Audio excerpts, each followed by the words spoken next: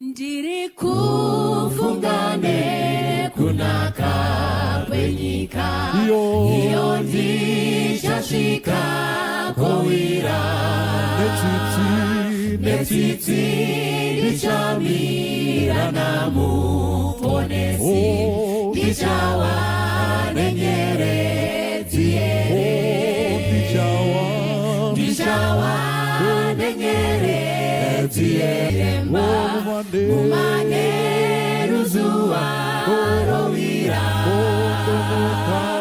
tomuka ndaponeswa towe kumusha ndichawa nenyeredzi yere musimba ratenzi ndoda kunamata ziweze muwani wemweya nyeredzi yekupenya ingawe yangu pamusi unotisa kwazvo ndichawa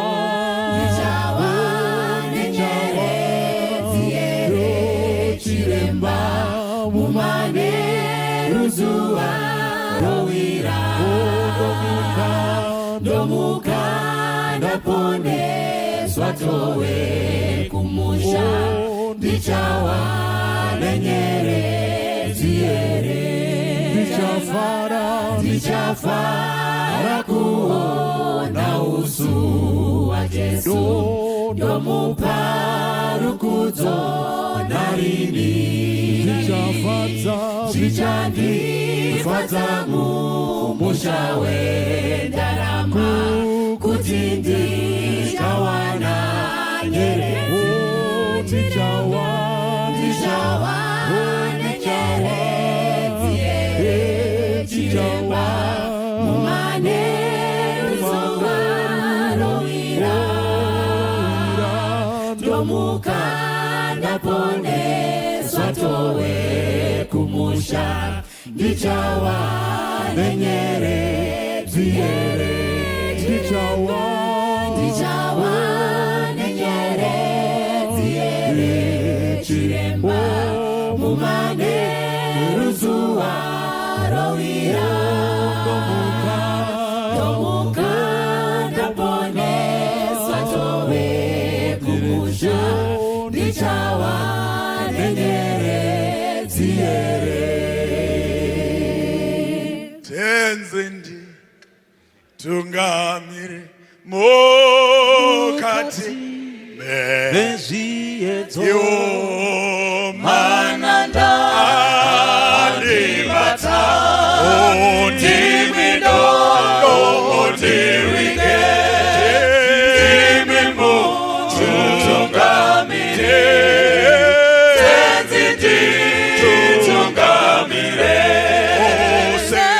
semwana onyaradzwa munganyara nyanza mananga anomudzwa kana mati nyarara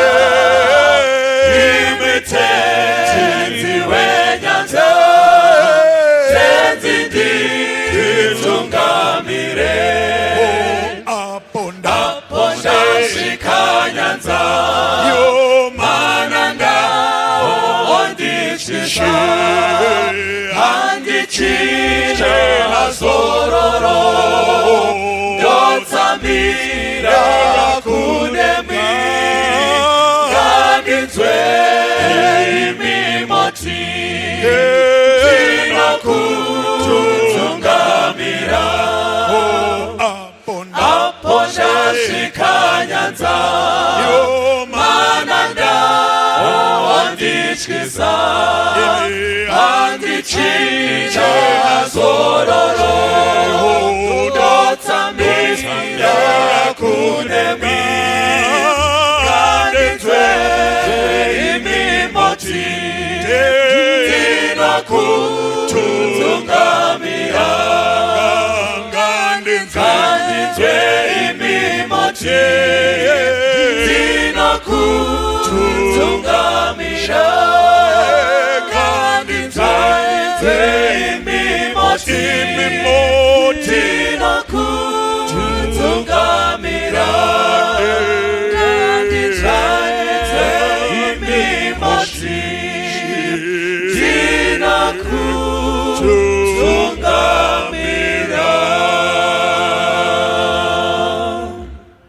Ndinokuchingamidzai hama dzinodiwa murusando rwedu rezuva ranhasi. Mwari wekudenga atibatsire tityabve sei taverengwa pakati pavapenyu. Nhasi uno ndine chidzidzo chinokosha kwazvo, chinofanira kumaka kuponeswa kwedu kana kurashwa kwedu. Asi chishuwo changu vana vaMwari ndechekuti tose dai taponeswa, nyasha dzirambe dziri pakati pedu. Ngatinamatei Baba vari kudenga, musaitawo muenzi mukati meshoko renyu. Ini ndiri wenyu, nevose vanonzwa ava ndevenyu Mwari. Tibatanidzei kamushoko renyu, tisaomera kupa upenyu hwedu zvakazara mukati mamaoko enyu. Mutidzidzise kuvimba nemwe nokusingaperi. Zita raJesu rirambe riri nheyo yedu. Timhanyiremo tichengeteko nokusingaperi-peri. Muzita raJesu ndinonamata. Amen. Musoro wedu wenyaya wezuva ranhasi unotiyo kutadzira mweya mutsvene kana kuti chivi chisingaregererwi. Vaura pamusoro pechivi chisingaregererwi. Regerai ndikutaurirei vanhu vaMwari kuti Mwari achisika denga nenyika, vana Adhamu vaimuona kotonhorera. Nyika ino tatadza, Mwari akatumira mwanakomana wake Jesu Kristu kuti ani nani anotenda kwaari aregere kufa asave noupenyu usingaperi.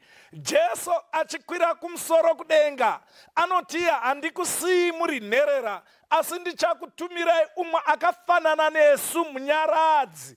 Ndiye Mwari mweya mutsvene.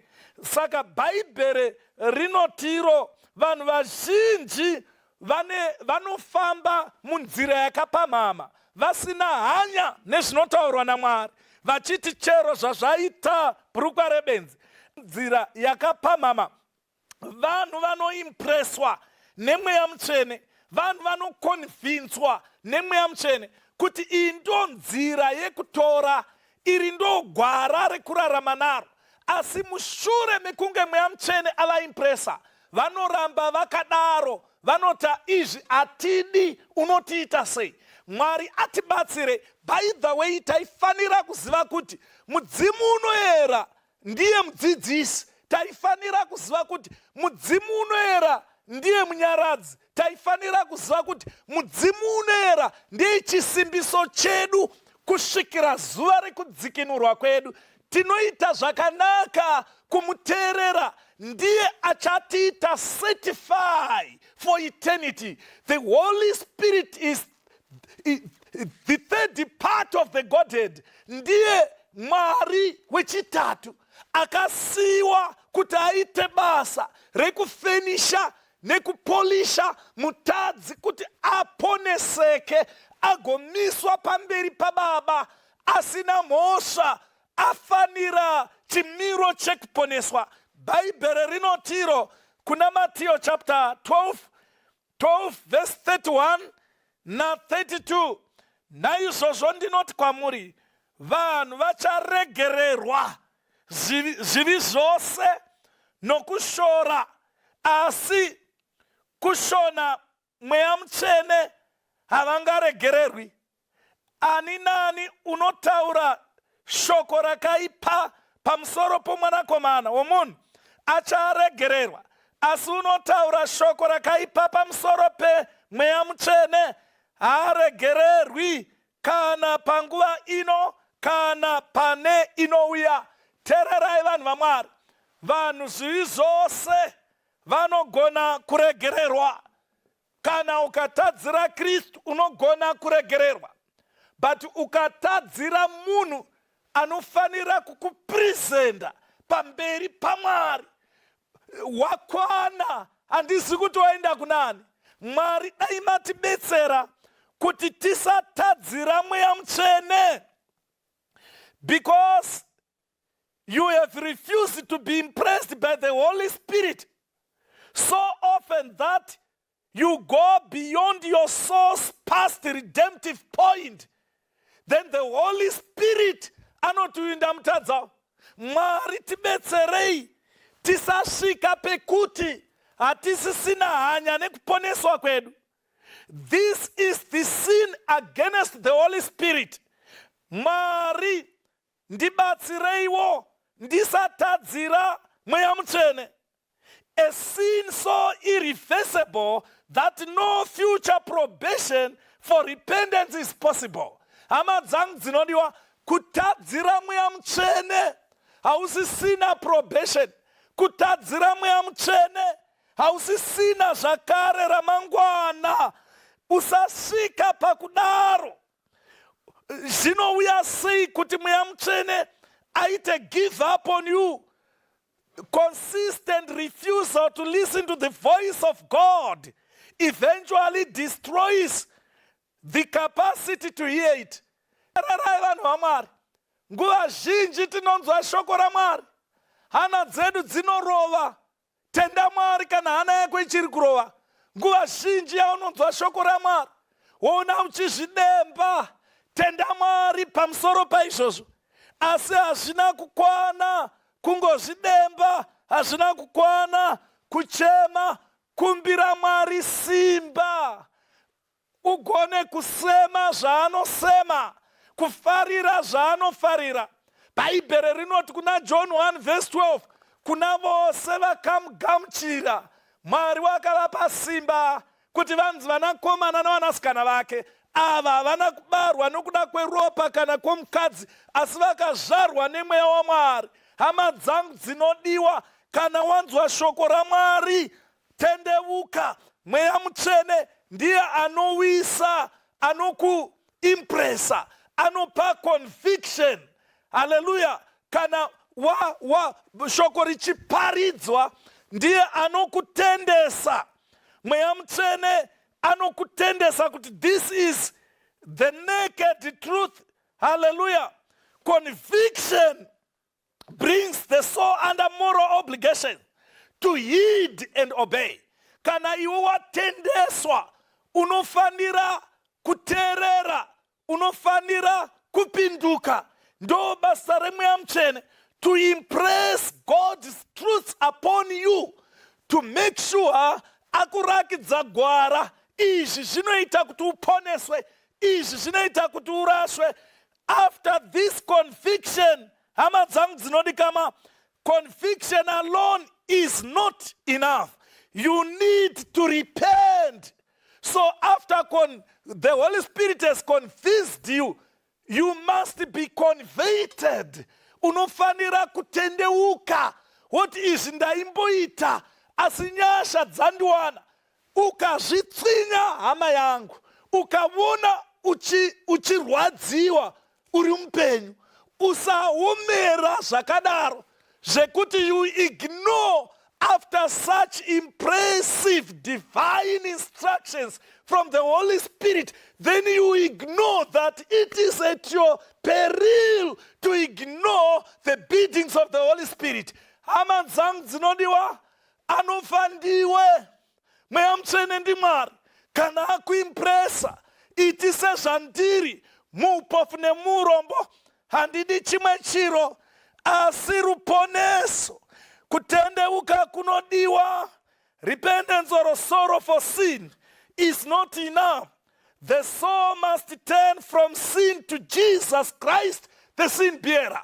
Tererai vanhu vaMwari, kana taona zvakaipa zvedu, handei kuna Jesu. Haatirambi, hakuna hama kupinda Jesu. Kana munyangadzi, haamurambi. Kana usiku rudo ruripo. Zvinoitika ndezvekuti after such conviction, munhu anoramba akagodza muchivi chake, zondori tuzu dzi kwindi kunge rake wakagara pachimwari chababa wake vachaaba. Mwari tibetserei titeerere mweya mutsvene. Conviction brings the soul under moral obligation to heed and to obey. Mwari atibatsire. Many refuse to heed the pleadings of the Holy Spirit. Mweya mutsvene paunonyengerera vanhu havateereri. They treat conviction as an unwelcome annoyance. Kana munhu atendeswa, zvinobva zvamboa kuti dei asina kundiudza chokwadi ichi zvandachiziva, ina handidi kutendeuka pazviri. Mwari betserai kana mweya mutsvene atiimpresa titi tiri pano tinzwirei nyasha. Munhu anoda kunyaradza voice yemweya mutsvene. Munoziva here vanhu vaMwari kuti unogona kuita chimwe chinhu uchivonererwa navanhu wawega wakarara. Mweya mutsvene anouya ine soft still voice, but zvawaita izvi mwanangu hazvina kunaka. Zvawaita izvi mwanangu rufu zviri kwauri kufuka kana kuwaridza, kusarudza kuti uti sorry kana kuti unoti ndoda kuramba ndakadaro. Saka vanhu vazhinji vachaparara nesarudzo dzavo dzekuti vakaita zvinoita kuti mweya mutsvene acheme pane kuti afare achiti munhu asanduka auya kuupenyu abva kurufu. Mwari tibetsereiwo. So most of these people, they ignore the promptings of the Holy Spirit. They reject even his appeal. Many times the Holy Spirit makes some appeal kwatiri. Mwanangu, chaka Jehovha chawanikwa. Dana kwari achiri pedyo, siya nzira dzako dzakaipa. Vanhu vanoti handiite. Even akuimpresa mundangariro, unoita opposite. Mwari batsirai sangano renyu. Vamwe vanoramba pachena. Vamwe they defy his restraints. Mweya mutsvene akati usaendawo kumwanangu, usaita ichi mwanangu, ichi ngwarira mwanangu. Vanhu havana hanya nekurayira. Kenedai taida kutaura chokwadi vanhu vaMwari. Pane zvizhinji izvo ndiri responsible for my actions. Pane zvizhinji zvauri responsible for your actions. Regardless that the Holy Spirit once warned you, and being forewarned is being forearmed. You neglected that warning. Saka waizoda kuti Mwari aite chii? Kana uchiudziwa uchiramba wakaomesa mutsipa, uchiudzwa uchiramba wakaomesa musoro, uchiudzwa iwe usingatendeuki, woda kuti mweya mutsvene aiteiko naye hama yangu? Never dare you defy his restraints. When God says usaita ichi, he is safeguarding you. Many place the traitor of his soul. Hapana munhu ari mutengesi wemweya wake kunze kwako. Hakuna munhu ari mutengesi wemweya wake kunze kwangu. Overriding conviction produces presumption. Hama dzinodiwa kuti iwe watadza kuteerera hana yarova. Izvozvo izvo zvinozokuita kuti usindimare sasuro, kufunga kuti Mwari anokunzwa uri muchivi chako. Yeti Mwari anonzwa vatadzi vanobvuma vachikumbira simba rekuregererwa. Mwari ngatibatsire tinzwe voice yake. Kana tikanzwa voice yaMwari tikateerera, mweya mutsvene anoramba achitiimpresa on more truths. Mweya mutsvene anoramba achitiimpresa pazvokwadi imwe. Tikanzwa izwi rake, hana yedu ikarova, tikasateerera, next time inorova mbichana, toregera futi kuteerera. Next time yorova, totadza futi, yorova mbichana, kusvikira you have quenched the Holy Spirit. Mwari tibetsereiwo. Kana iwe wanzwa chakaipa chako, unotendeuka here? Kana wanzwa chakaipa chako, unouya kuna Jesu here? Kana wanzwa chakaipa chako, hauna nharo here? Mwari tibetsereiwo, tiregere kuzvibhiga munharo dzinoisa kurufu. Kana hana yako ikarova, zvinoreva kuti denga rakubatsira. Chiita zvinoita kuti iwe urambire uri kurutivi rwaMwari. Saka as the voice of God grows fainter and is still more fainter, you will not be able to be convinced, to be convicted, and to be converted. Pakupedzisira unoti zvakaipa ndo zvakanaka, zvakanaka ndo zvakaipa. Zvinorwadza kuti anodzinga mweya mutsvene muhana dzavanhu ndiwe. Pastor haagoni kudzinga mweya mutsvene mumwoyo mako. Elder haagoni kudzinga mweya mutsvene muhana yako. Asi iwe unogona kudzinga mweya mutsvene muhana yako nezviito. Wotaura kuti no, Satan, come and take over. Mweya mutsvene wobuda mauri. Hamuzivi here kuti miviri yenyu itembere yemweya mutsvene. Kana munhu akatadzira muviri wake, Mwari achamutadzirawo. Tembere yaMwari itsvene ndimi iyo. God never leaves anyone up. Mwari haasarende munhu, asi munhu ndiye anosiya Mwari nezviito zvake. Munhu ndiye anobva kuna Mwari, anodecida kuti it's my life, kunge muimbi uyo wokudhara. Mwari tibetsereiwo. Bhuku ravaRoma rinotaura zvinoshamisa pana chapter 1 pavhesi ya 21 kusvika 28. Bhaibheri rinoti mubhuku ravaRoma, I think inofanira kuverengwa, tisakumira Bhaibheri semombe yemavhu. Romans chapter 1 verse 21. Bhaibheri rinoti pano, vana vaMwari,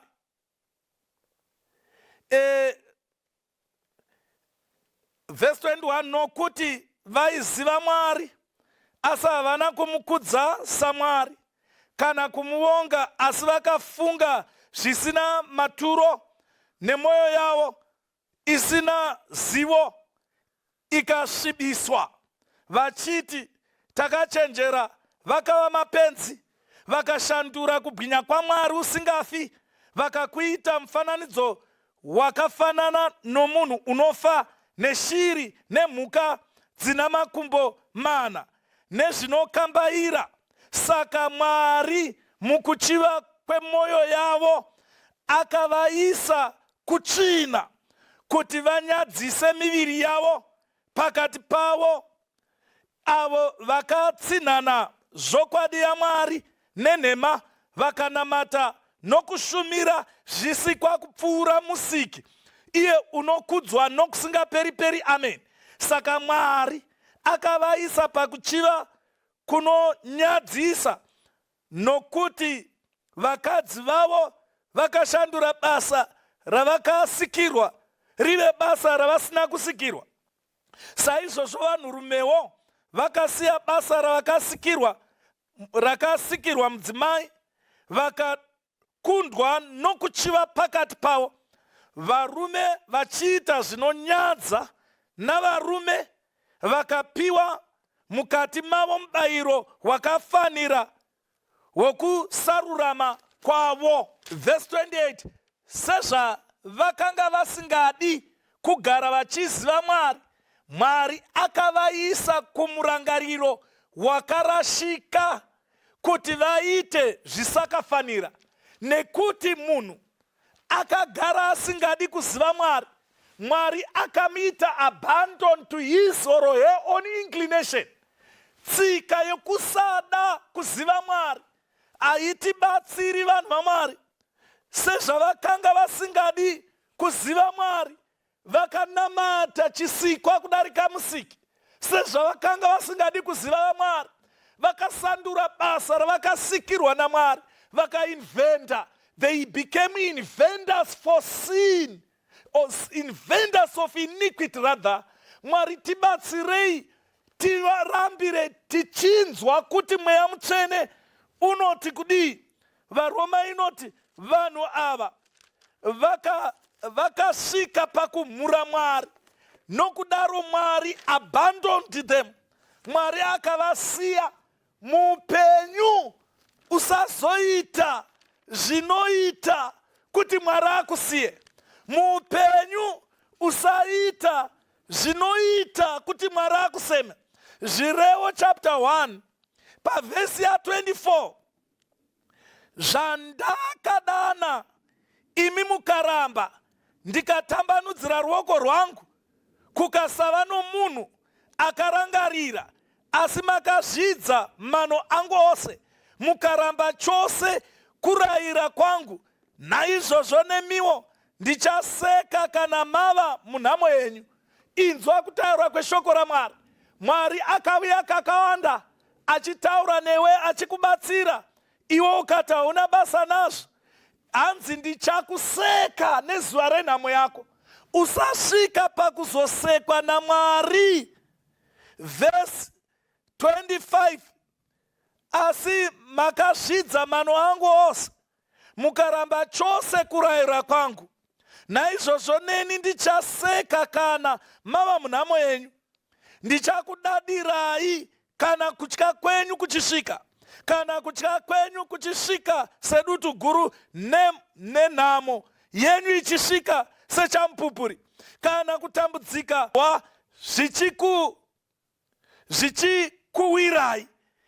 Nenguva iyo vachadana kwandiri, asi handingapinduri. Vachanditsvaka zvikuru, asi havangandiwani. Hama dzangu dzinodiwa, tisasvika pekuti tachemedza Mweya Mutsvene, chero totaura Mwari haachanzwi. Mwari tibetsereiwo, tirarame tiri kurutivi rwenyu, tisakusiyai, tisakusemai. Munhu anodhisaidha kusiya Mwari, ozoshandisa Mwari sechikorobho musi wenhamo. Mweya Mutsvene haite izvozvo. Unosara wafa kaviri, kufa panyika ino, wofamba uri chitunha, kufa kana nyika yakupangirwa. How dare kuti unoita mufakose naye munhu waMwari. How dare kuti unorarama usina mvura yeMweya Mutsvene. Mwari, batsirai vanhu venyu. Vakaita saJudhasi akatengesa master wake nekisi. Vamwe vanoita saAnaniasi naSafira, vanonyepera Mweya Mutsvene.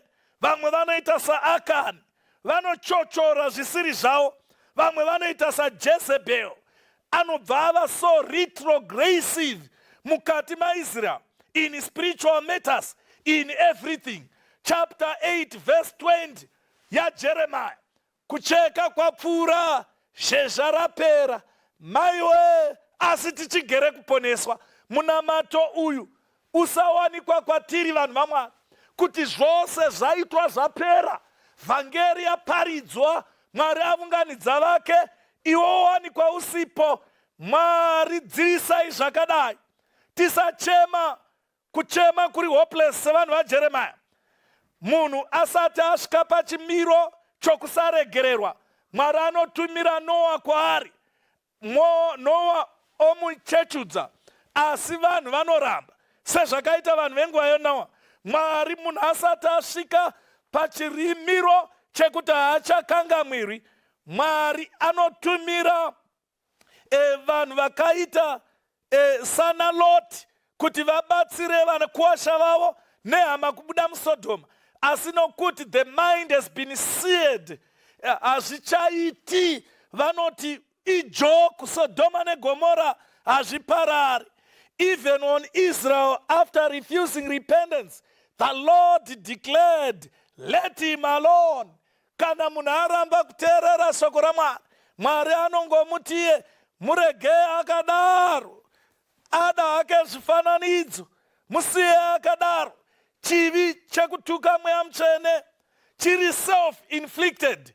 Iwe ndiwe unoita nharo neMweya Mutsvene, ndiwe unoita nharo neshoko raMwari, ndiwe unoita nharo neruponeso rwako, uchiti hauna basa nazvo. Saka chivi chekutuka Mweya Mutsvene hachiwiswe napasta, hachiwiswe nemunhu. Iwe ndiwe unoti, zvandiri ndakakwana, ndiri Mwari pachangu. There can be no excuse for this thing. Hama dzangu dzinodiwa, continual disregards the warnings of the Spirit until the soul at last becomes stone deaf to the voice of entreaty carries full responsibility for his condition since he has chosen deafness. Iwe ndiwo unosarudza kuti izvi handidi, izvi ndinoda, Mwari betserai, Mweya Mutsvene uri at our best interest. Hallelujah. He labors with us, for us. He gives us the ability to overcome. Obvisa my evil tendencies. Obvisa influence ya Satan. Mweya Mutsvene anotibatsira. Kazhinji hatigoni kuona hondo yatiinayo pakati pazvakanaka nezvakashata. We have a supernatural struggle. Inoda kuti Mzimu unoera atibatsire. We don't realize our inadequacies. At times tinofunga kuti takakwana isu tisina. Mwari ngaatibatsire. To ignore the Spirit's promptings means to reject the divine help heaven is providing. Mwari ngaatinzwire tsitsi.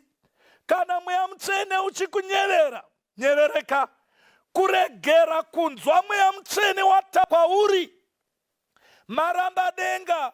Soon the world will be divided into two groups. Nyika ichangewa na mapato maviri. Those filled with the Holy Spirit, vakazadzwa nemweya mutsvene, na vose vakazadzwa nemweya mweya. Mwari wekudenga, batsirai sangano renyu, batsirai vanhu venyu, tisakusemai, tisava nechivindi chakadaro chekuti mataura matinyevera, tinoti hazvina basa. Tipei moyo wekutendeukira kwamuri, nokukutsvakai muchawanikwa, kusakuchemedzai nguva iri yose. Ngatinamatei. Baba vari kudenga, takakuchemedzai Mweya Mutsvene. Hatina kuita zvakanaka pamwe pacho maticonvinza, but we are so adamant to follow our human inclinations. Tibatsirei Mwari, tisakuchemedzai.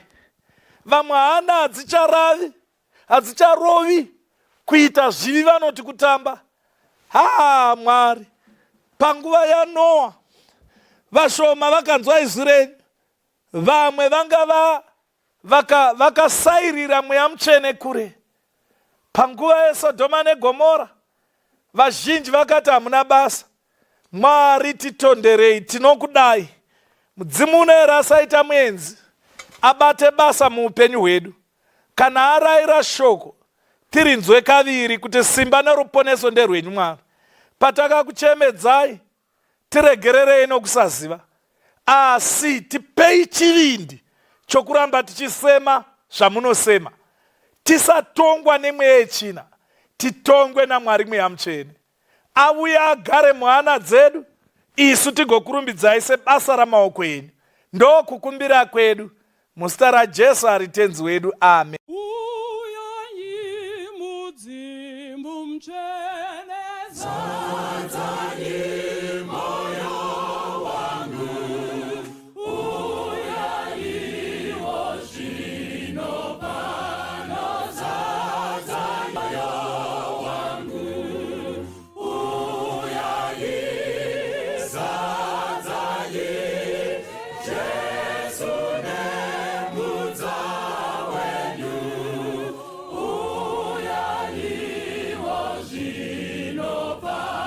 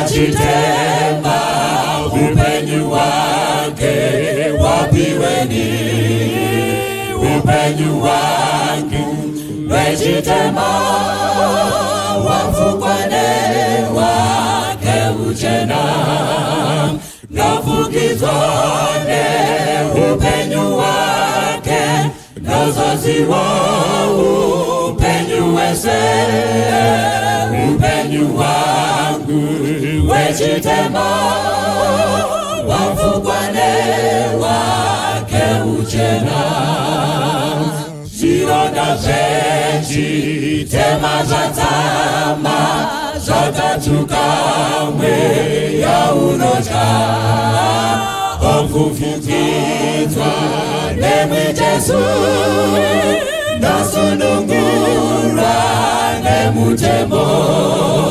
nafukizwane upenyu wake nozozi wa upenyu wese upenyu wangu wejitema wafukwane wake uchena nona kuziwa rusununguro Jesu andipa nguojena na ikashira yangu darasa ninofeka upenyu wenu nafukizwane upenyu wake nozozi wa upenyu wese upenyu wangu wejitema wafukwane wake uchena nona kuziwa rusununguro Jesu andipa nguojena na ikashira yangu darasa ninofeka upenyu wenu nafukizwane upenyu wake nozozi wa upenyu wese upenyu wangu wejitema wafukwane wake uchena nona kuziwa rusununguro Jesu andipa nguojena na ikashira yangu darasa ninofeka upenyu wenu nafukizwane upenyu wake nozozi wa upenyu wese upenyu wafukwane wake